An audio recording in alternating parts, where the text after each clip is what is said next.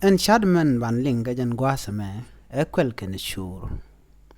Kwel ke shere te charo dol gwas kel nyal. Shur ke shere te tenyal ba. Medan kwel ken shur kamas. Ke chankel shur te ke nyamagore ke kwen. Shur mede ne kwel mojler ibano gwat kwen. Shugo gwat kwen, shugo bulien mojnin. Meishinin bol tuok. Shur gwas kwen de ken mes de ne kwel. Min te gare duel kwen shur kwel jogo kon ban mal jien ne baka. Ko shur tek winy midit. Chaja gori bo bak tek a chang. Dwala ibe nyara ngach itek winy midit. Kabin mesda. Mecho tiaka bak. Shur kwel jogo ban jien. Shur kwel ro nyok kabiet. Ko kwel gore jaye ba wich meda nen a nyar. Kabe shekde shur dak. Shur ka tere duel kwen amene mecho bak.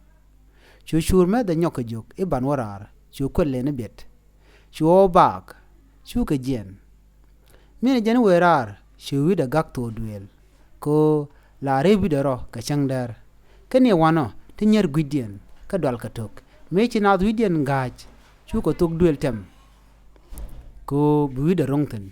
Shur kana kwel wadorien ka shur nyal dak. Shur loida jia ka meda ko cha chik da dak ka chap mi jiak. Ni wano. Shur medien dak ka ne kwel. Ka mocha kam dien bit. Mocha kam dien bit.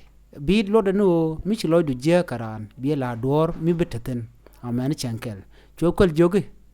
Chan gwas kel bimat. Ban gwich ni rodan leere. Ajala nada way ban rodan gor chene ke kwel. Kene shur. Tema kwel kene shur. Cha rodien nen. Michi kwel George bi chur tel.